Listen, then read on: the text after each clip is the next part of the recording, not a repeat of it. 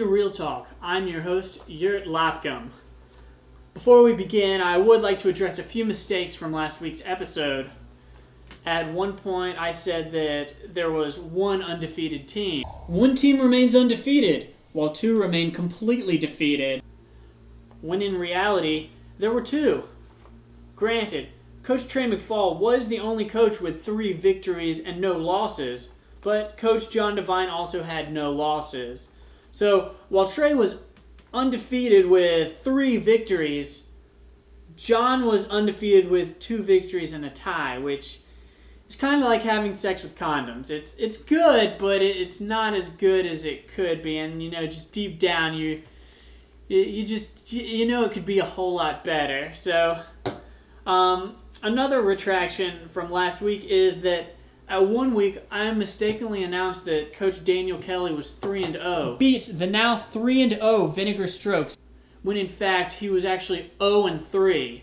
I'd just like to clear that up. I was wrong. He did not have 3 victories. He has 3 losses. No victories at all. 0-3. 0 wins, 3 losses. That's what he was at. So I apologize for the inaccurate reports. Team Draft Punk had a pretty awful game this week against the LA Golds. Despite the LA Golds having one quarterback playing, they still were able to beat Coach Trey McFall's team. As you know, last week Trey's running back CJ Spiller left in the first quarter. Well, this week his other running back Dan McFadden left in the first quarter. Trey still has Marquise Colton to play, but hopes don't look good for his team. The LA Golds are winning 97-61 going into Monday night. Coach Daniel Kelly is currently winning his matchup against the Titty Duckers. The score is 72-68 going into Monday night. Coach Alex Edelman, however, has his ace in the hole left to play, though, Drew Brees. While Team Vinegar Strokes still has Lance Moore left to play, things don't look good on account of Lance Moore not being expected to play this week. Daniel Kelly should probably switch him out. Team Kim Jong-Ril may have another win on their hands this week, which would keep them at an undefeated status. Right now, they're leading Coach Stephen Flores' team 95-90, but Stephen Flores still has Darren Sproles left to play. Although it's said that Darren Sproles may not play this week, so he probably would want to check on that just to see if he could beat Team Kim Jong-Ril. Coach Pearson Cunningham should consider changing his team name to Q's Cornhole Bros after this week. He has deeply penetrated Coach Marco Flores' cornhole in what appears to be this week's current biggest blowout.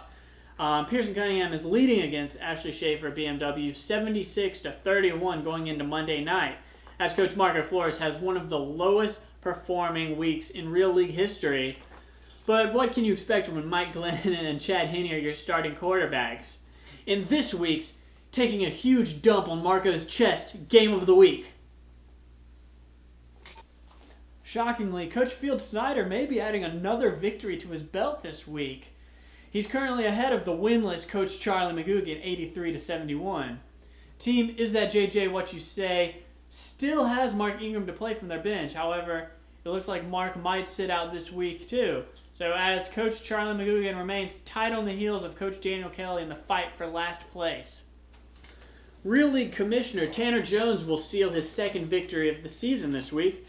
With 5 players scoring double digits, including his 23-point defense, Tanner still has another player to play.